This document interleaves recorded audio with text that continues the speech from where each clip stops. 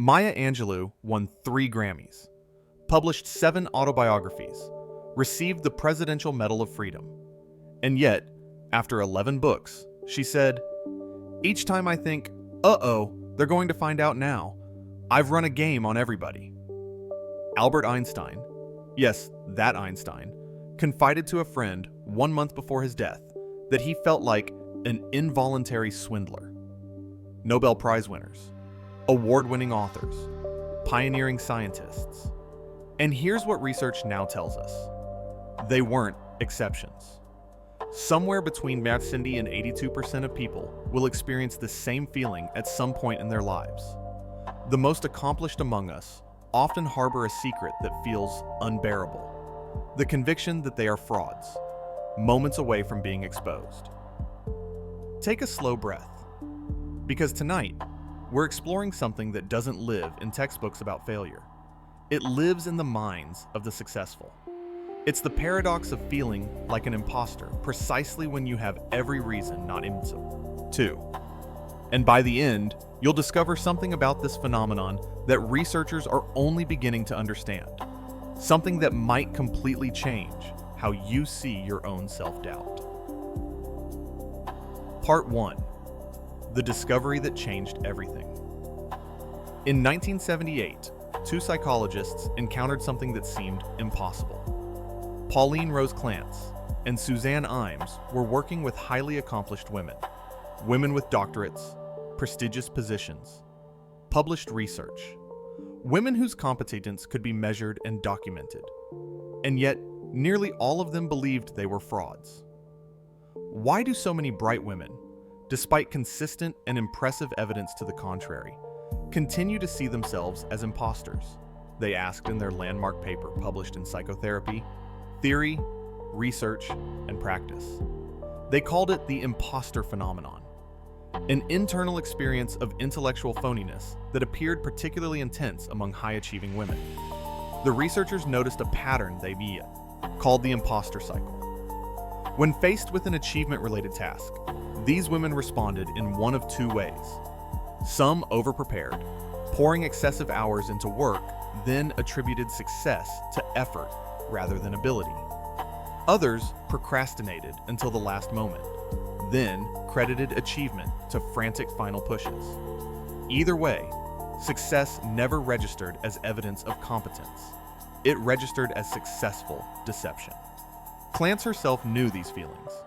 In graduate school, despite achievements that earned her admission, she remembered taking exams while terrified she had failed. She recalled everything she didn't know rather than what she did. Her friends grew tired of her worrying, so she kept her doubts hidden.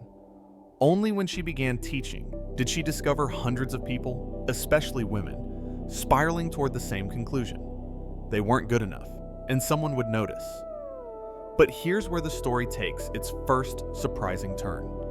In the decades following that initial paper, researchers made a striking discovery. Imposter phenomenon wasn't limited to women. Men experienced it at similar rates. Students across all fields reported it. Professionals in medicine, law, technology, and the arts described identical feelings. Studies began estimating that 70 to 82% of people would experience at least one episode. Clance herself later expressed regret about the terminology. "If I could do it all over again," she said in 2018, "I would call it the imposter experience, because it's not a syndrome or a complex or a mental illness. It's something almost everyone experiences." This matters because imposter syndrome isn't recognized in the DSM-5 or ICD-10. There are no formal diagnostic criteria, no insurance codes, and yet thousands of research papers have been published about it. What Clance and Imes discovered wasn't a disorder. They discovered a nearly universal psychological experience that paradoxically intensifies as people become more accomplished. Part 2. The anatomy of self-deception. Let's examine what imposter syndrome actually feels like from the inside. Imagine you've just been promoted. Your immediate reaction? Perhaps a moment of pride. But almost immediately, another voice enters. They made a mistake. They don't know me as well as they think. Someone else deserves this more. This is the signature of imposter phenomenon, the inability to internalize achievement. Researchers have identified 6 core characteristics that cluster together. The imposter cycle operates like this. You receive an assignment. Anxiety sets in.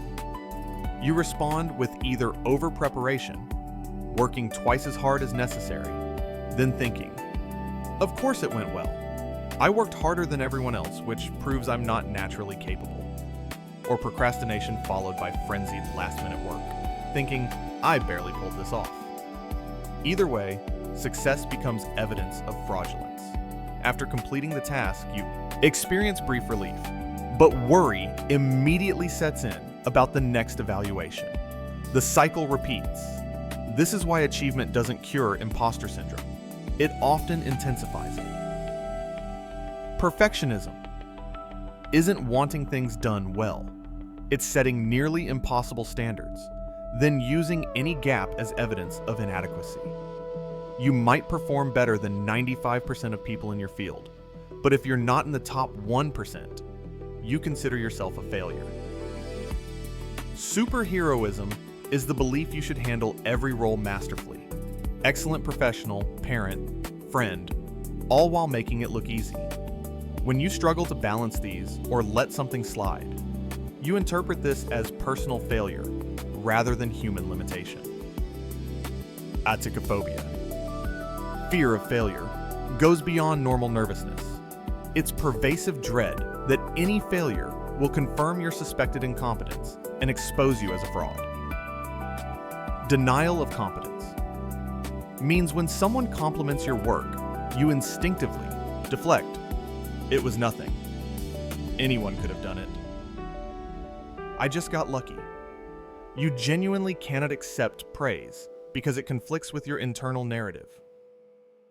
Achievemophobia. Fear of success itself seems paradoxical until you understand the logic. If you succeed, expectations rise. If expectations rise, you're more likely to eventually fail. Better to maintain lower visibility. Here's what makes this particularly insidious.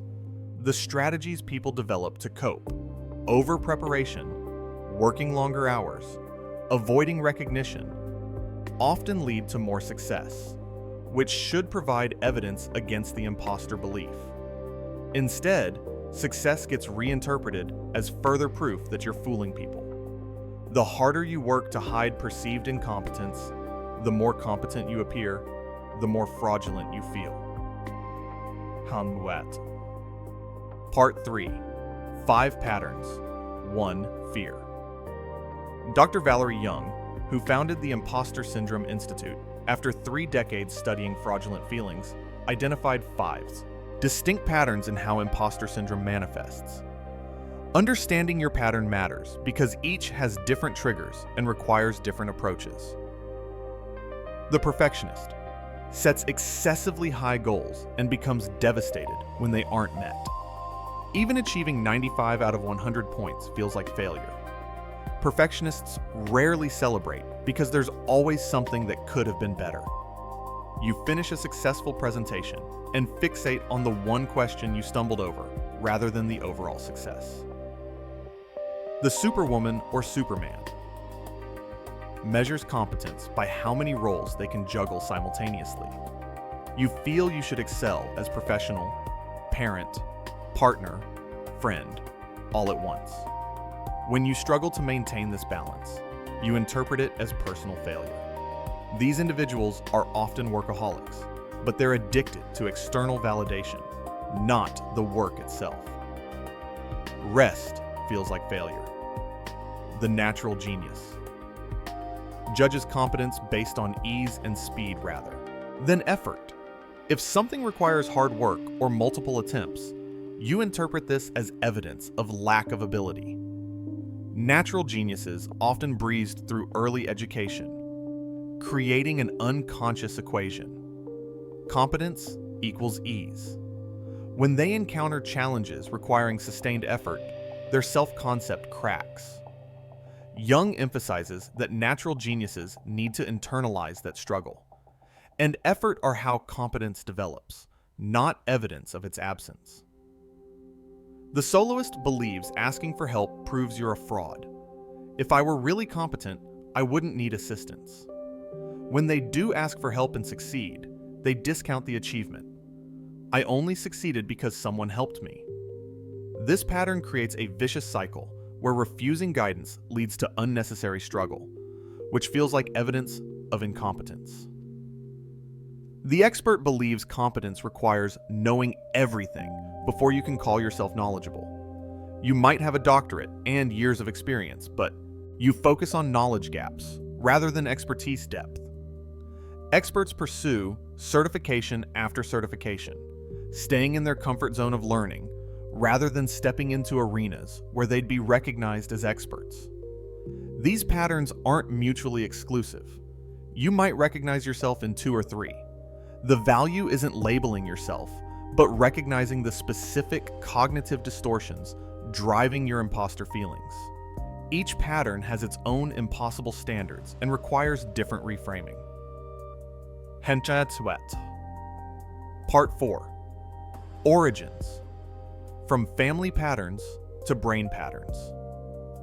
The roots of imposter syndrome often stretch back into childhood, though not always in obvious ways. Clance and Imes identified specific family scenarios that seem to precede imposter feelings. In one pattern, parents label siblings differently. Sarah as the smart one, Emily as the hardworking one. Sarah interprets any need to study as evidence she's not actually intelligent. Emily attributes all success to effort, never to ability. Neither develops stable, internalized competence. In another pattern, parents send contradictory messages. You're brilliant, but also, I can't believe you got into that program. These mixed messages teach children that success is unexpected, possibly undeserved, certainly not evidence of reliable competence. More recent research on parenting styles has found that authoritarian parenting, high demands, strict rules, low emotional warmth, correlates with higher imposter feelings. Children raised this way often become people pleasers who measure worth through others' approval, having learned that acceptance was conditional on performance. One study found that both maternal and paternal psychological control, where parents manipulate through guilt or emotional withdrawal, significantly predicted imposter feelings in adolescence. But here's what's crucial to understand, and what Dr. Valerie Jung emphasizes. While family dynamics can play a role, focusing exclusively on childhood origins can actually hinder progress. Not everyone with imposter syndrome had problematic parenting. Many with supportive, loving parents still develop these feelings. Why? Because imposter syndrome isn't only about family. It's also about social context, occupational environment, and systemic factors. Consider someone who becomes the first in their family to attend university. They may excel while simultaneously feeling like an interloper in academic spaces. Or someone from an underrepresented background entering a field where they rarely see people like themselves in leadership. Their imposter feelings may stem less from personal history and more from institutional factors, what researchers call imposterization. How organizations, through their policies and cultures, make certain people feel like imposters. Recent neuroscience research has begun illuminating the biological mechanisms underlying these feelings. In 2020, researchers Krausos, Mentis, and Dardiadis published findings suggesting imposter syndrome involves specific brain systems related to stress response. When you experience imposter feelings, your brain activates the hypothalamic pituitary adrenal axis, the HPA axis, releasing stress mediators including cortisol. For someone with chronic imposter syndrome, this system doesn't just activate occasionally, it can become dysregulated. Studies using brain imaging have found that people with high imposter feelings show reduced reward signal activity after success. The brain's reward system, the neural circuitry that should produce satisfaction and pride, isn't functioning optimally. This could explain why achievements fail to change imposter beliefs. The neural machinery that registers wins isn't working properly. The prefrontal cortex, crucial for self-assessment and metacognition, shows heightened activity in people with imposter syndrome during self-evaluation. This hyperactive self-assessment creates a persistent, critical inner voice focused on perceived inadequacies. The anterior cingulate cortex, which governs error detection, shows increased activity when processing feedback. Brains become hypersensitive to potential errors even when objective feedback is positive. This matters because it validates the experience. Imposter feelings aren't just in your head in the dismissive sense.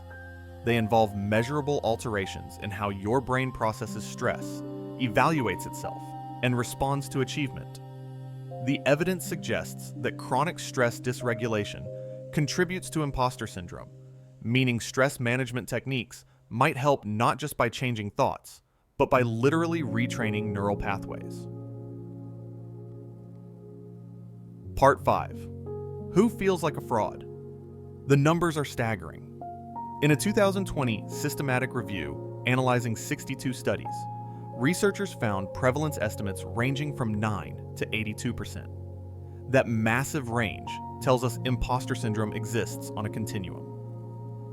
One meta-analysis of healthcare professionals found 62% reported moderate to severe imposter feelings. Another study of medical students found 97% reported at least moderate imposter syndrome, with 58% experiencing frequent to intense feelings. Gender research has evolved significantly. While Clance and Imes originally focused on women, subsequent studies found mixed results. 16 studies showed women reported significantly higher rates than men, but 17 studies, more than half, found no difference between genders. This suggests imposter syndrome affects both men and women broadly, though women in male-dominated fields and ethnic minorities face particularly elevated rates. One study comparing medical students at predominantly white institutions versus historically black colleges found striking differences. Students at predominantly white institutions were 2.7 times more likely to report frequent to intense imposter syndrome. Underrepresented minority students at predominantly white institutions were 3 times more likely to report intense feelings compared to similar students at historically black institutions. This finding is profoundly important. It suggests imposter syndrome isn't just an individual psychological issue. It's also a response to environmental context. When you're one of few people who look like you in your field, when you rarely see people with your background in leadership, when you face stereotype threat and microaggressions, self-doubt intensifies. Your imposter feelings aren't irrational.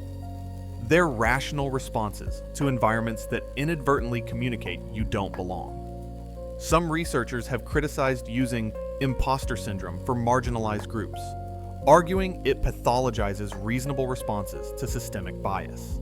The concept of imposterization has emerged. Organizations, through their policies and cultures, actively create conditions that make certain people feel like imposters. The toll is real.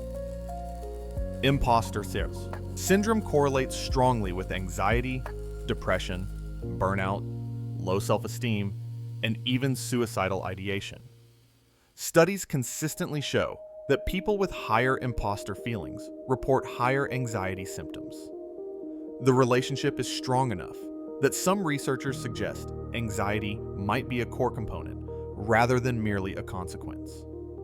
One study tracking medical students found that imposter syndrome predicted subsequent depressive symptoms even after controlling for other factors.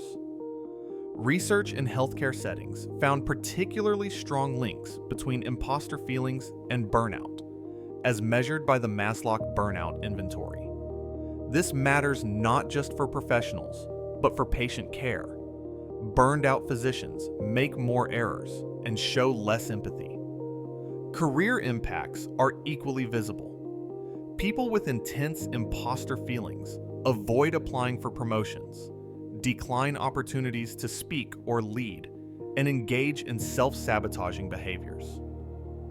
Some become workaholics, driven by fear rather than passion.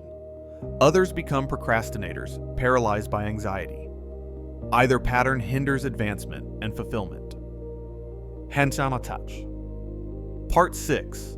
The mind's tricks to understand how imposter syndrome maintains itself despite contradictory evidence. We need to examine the specific cognitive patterns, the mental habits, that keep fraudulent feelings alive. Attribution bias is central. When something goes well, you attribute success to external factors: luck, timing, help from others. When something goes poorly, you attribute failure to internal, stable characteristics. You're not smart enough, not capable enough. This pattern means successes never update your self-concept, while failures confirm your worst beliefs. Discounting the positive. Even when you can't attribute success to external factors, you minimize its importance. It was just a small project. Anyone could have done it. No matter how significant the achievement, you drain it of meaning. All or nothing thinking. You evaluate performance in black and white terms, perfect or failure, with nothing between. If you aimed for 100 on a test and scored 95, you failed. This cognitive style makes it impossible to feel competent because competence requires accepting performance in the middle range. Overgeneralization takes single instances and extrapolates them to sweeping conclusions. You struggle with one aspect. I'm bad at my job. You receive one piece of constructive feedback. I'm incompetent. Mental filtering focuses exclusively on negative details while filtering out positive aspects. After a meeting with mostly positive feedback and one critical comment, you fixate on the criticism. The positive comments barely register. The should trap. You operate with rigid rules about how you should perform. I should know this already. This should be easy. I shouldn't need help. These unrealistic, arbitrary standards inevitably lead to falling short, confirming your sense of inadequacy. Catastrophizing turns mistakes into disasters. You make a minor error. Everyone thinks I'm incompetent. My reputation is ruined. The mind jumps to worst-case scenarios. Comparison. You constantly compare your weaknesses to others' strengths. You're behind the scenes to their highlight reel. You see polished work and think, they're so much more capable, not seeing the hours they struggled. Emotional reasoning conflates feelings with facts. Because you feel incompetent, you conclude you are incompetent. You treat emotions as reliable indicators of reality, rather than recognizing them as potentially biased responses. These cognitive patterns work together to create the imposter cycle. You're given a task. Distortions activate. I should do this perfectly. If I struggle, it means I'm inadequate. This triggers anxiety. You respond with over-preparation or procrastination. The task succeeds, but instead of updating beliefs, you attribute success to over-preparation. I only succeeded because I worked twice as hard. Or luck. The cognitive patterns have transformed success into evidence for fraudulent feelings. Understanding these patterns is the target of effective interventions. You can't logic your way out while these distortions remain active.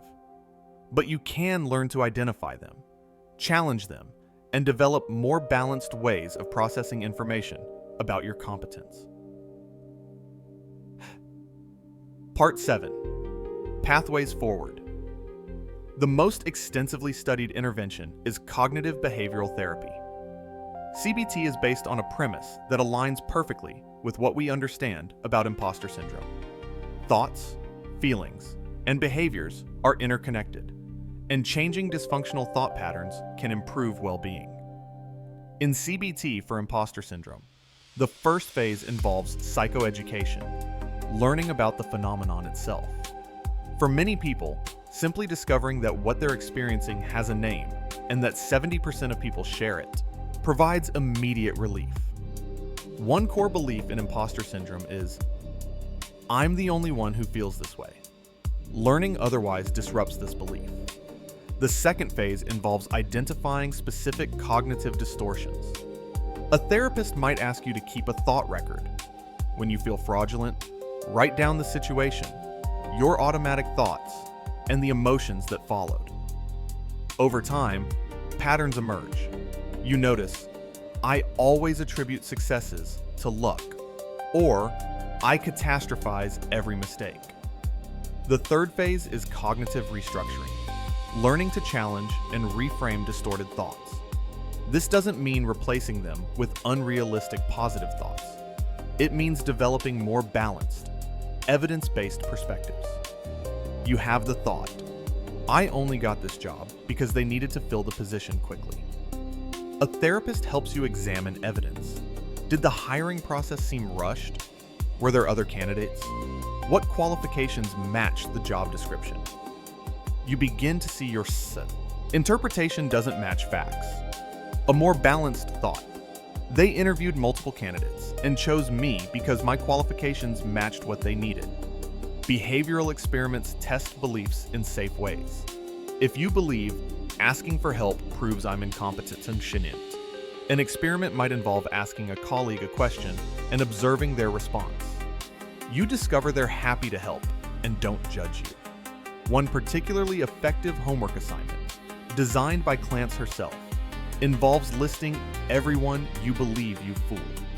Write their names, then examine this list. What actual evidence do you have that you've deceived these people? This exercise usually reveals the absurdity of the belief. Group approaches show promise. Group interventions combine psychoeducation, skill building, and shared experience. The power lies in normalization. When you hear others express identical feelings, when you see accomplished people you respect admitting they feel fraudulent, isolation breaks. Mindfulness-based approaches teach you to observe thoughts without automatically believing them. When the thought, I'm a fraud, arises, instead of taking it as truth, you learn to notice, I'm having the thought that I'm a fraud. This creates space between you and your thoughts. Self-compassion practices represent another research-supported approach.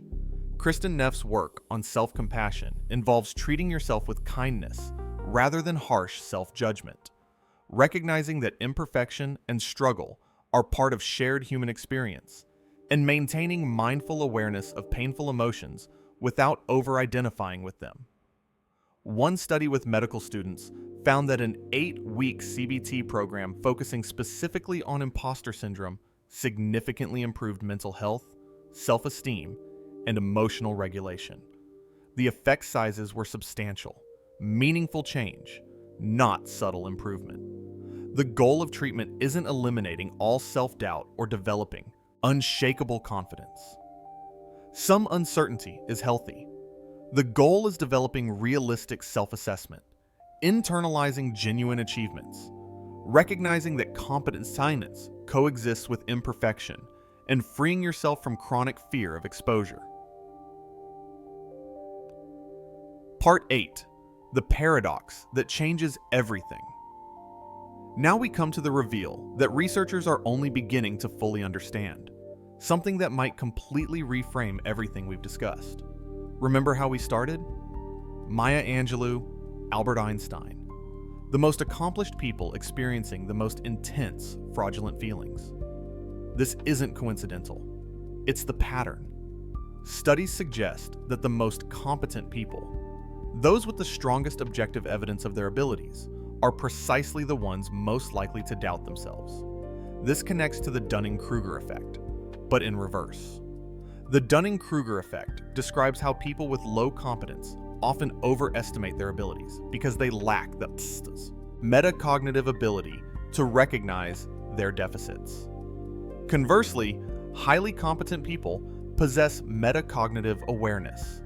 They know enough to recognize how much they don't know. This creates fertile ground for self-doubt.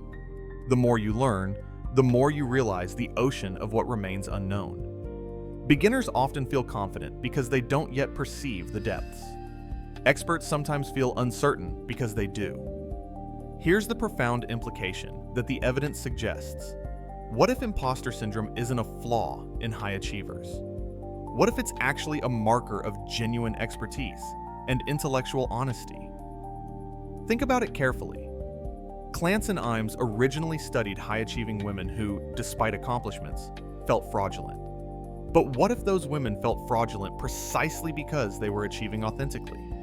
They understood the complexity of their work. They recognized the contributions of others. They saw the role of timing and circumstance.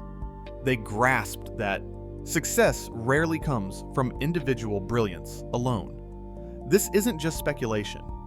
It's an interpretation drawn from examining patterns across decades of research.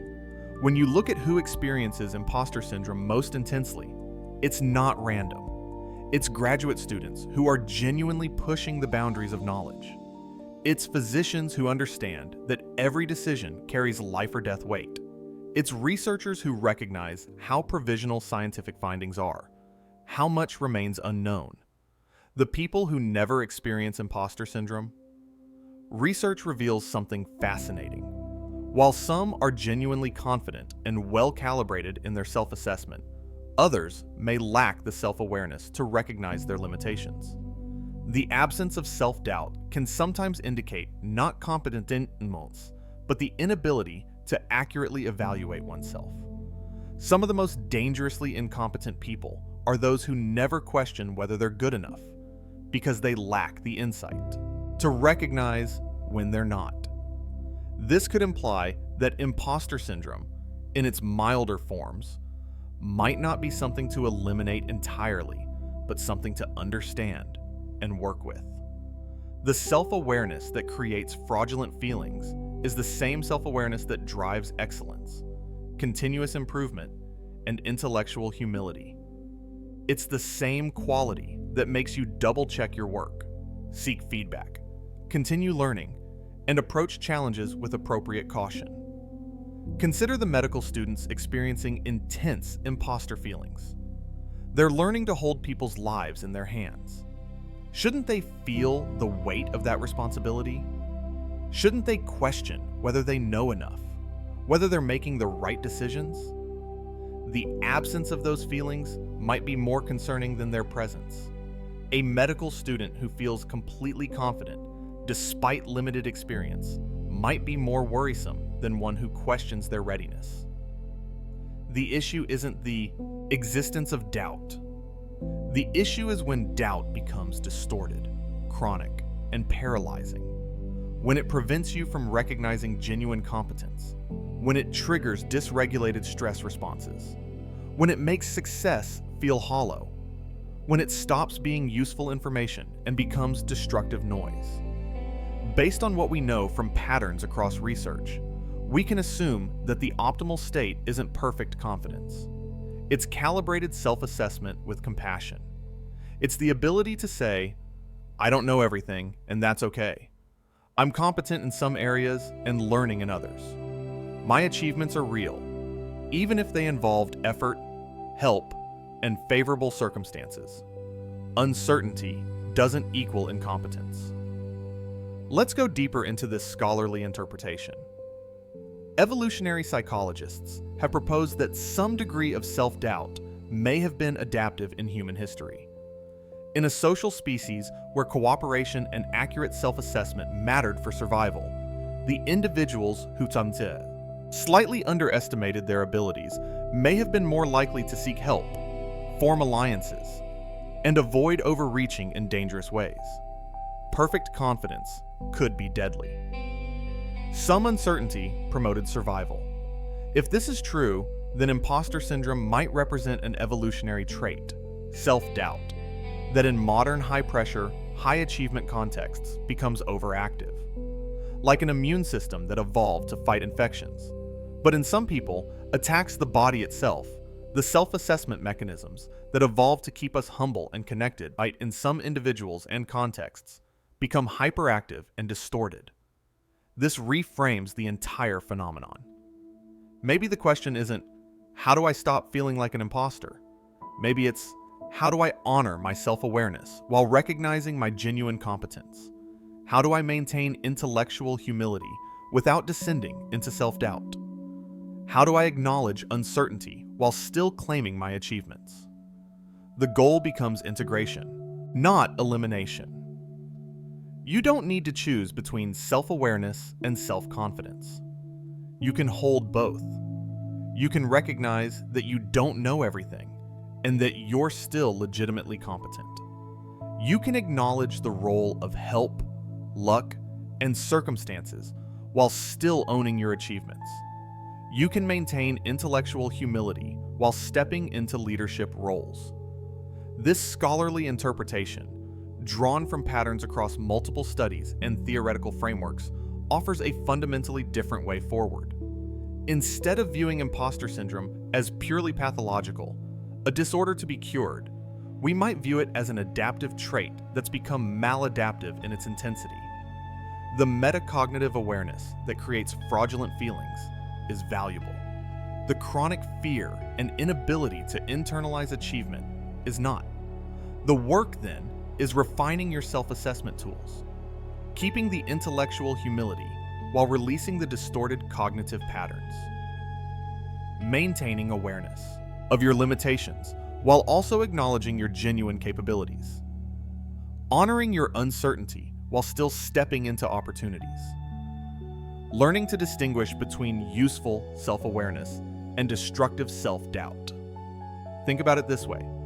If you had to choose between working with someone who never doubted themselves despite limited competence, or someone who doubted themselves despite strong competence, which would you choose?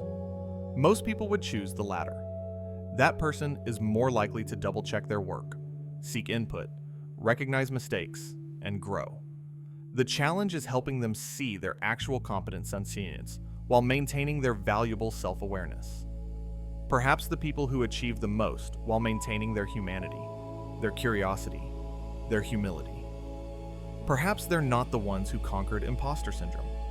Perhaps they're the ones who learned to work with it, to hear its voice without letting it drive their decisions, to recognize it as information rather than truth.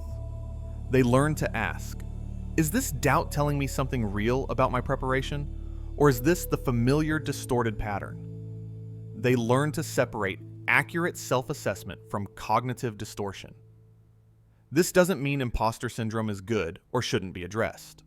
The suffering is real. The cost to mental health, relationships, and careers is substantial, but it suggests that the goal isn't eliminating all self-doubt. It's developing wisdom about which doubts to listen to and which to recognize as distortions. It's maintaining the self-awareness while releasing the self-flagellation. Part 9. The permission to be human. Take one more breath. We've traveled through decades of research into the workings of the brain through the lived experiences of people across contexts and cultures. We've examined how imposter syndrome begins, how it operates, how it affects lives, what can be done about it, and, most importantly, what it might actually represent. If you've recognized yourself in these descriptions, know this: you are neither alone nor broken.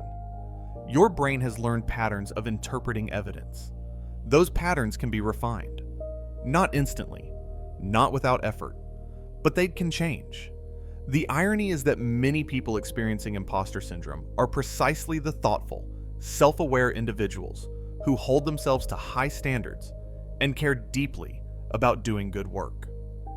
These are valuable qualities. The problem isn't caring about excellence. The problem is the distorted lens that prevents recognizing your competence and transforms care into chronic fear. There's no magic cure, but there are pathways forward. Therapy, coaching, mindfulness, self-compassion, peer support. There's the simple but powerful act of talking about these feelings, bringing them out of hiding, discovering that others share them. There's also this: permission to be imperfect, permission to not know everything, permission to ask questions, to make mistakes, to learn. The goal isn't becoming someone who never doubts, who's always certain, who finds everything easy. The goal is developing realistic self-assessment, internalizing genuine accomplishments, recognizing that competence includes not knowing everything, and freeing yourself from the exhausting work of maintaining a facade. You don't have to be perfect to be competent. You don't have to know everything to be knowledgeable. You don't have to feel confident to be capable. And you don't have to resolve all your self-doubt before you deserve to be where you are. Perhaps most importantly, that voice that questions, that doubts, that maintains vigilance, it's not entirely your enemy. It's part of what makes you thoughtful, careful, and committed to growth. The work is teaching it to speak truthfully rather than through distortion, to inform rather than paralyze, to guide rather than terrorize. If you've found value in this exploration, consider sharing it with Geej, someone who might benefit from understanding they're not the fraud they fear they are. Consider liking and subscribing if you haven't already. And most of all, consider extending to yourself the same compassion you'd offer a friend experiencing these feelings. The conference room door is still there. The meeting still waits. But perhaps now, when that voice whispers its familiar doubts, you can respond differently. Not with certainty. Certainty isn't required. But with awareness, with self-compassion, with the understanding that what you're experiencing is a known phenomenon, widely shared and addressable. You are not an imposter. You are a human being navigating the complex experience of achievement, learning, and self-assessment. Your self-awareness, your doubt, your drive to improve, these aren't evidence of inadequacy. They might be evidence of the opposite. Rest well.